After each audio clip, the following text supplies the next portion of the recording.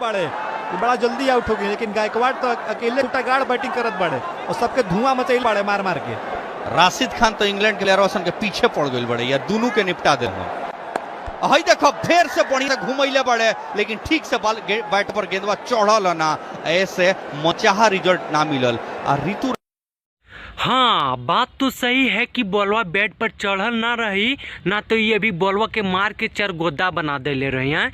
ऐसा भोजपुरी कमेंट्री सुने में मज़ा बहुत आवता है। मैच हमने कहाँ देखी, मैच हमने देखे खातिर ना, भोजपुरी कमेंटेटरी के हमने दीवाना है, सुने खातिर मारता है। बहुत मन करता कि भोजपुरी जब हमने सुने ला तो दिल गदगद हो जाला। वाह, कहाँ मिजाज एकदम फ्रेश, रसलीला लगा देले हो।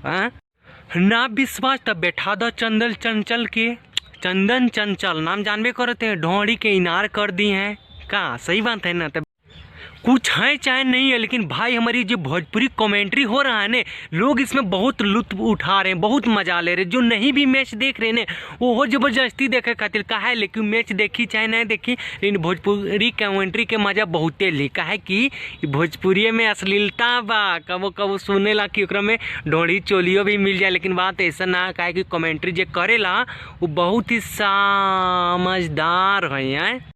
हमनी कितनो चाहे बोली ला, लेकिन बोलिए ना पावेला। पता नहीं भाई हमार कहाँ से ऐसा भाषा, कहाँ से ऐसा वर्ड चूज करके लावत रहली हैं।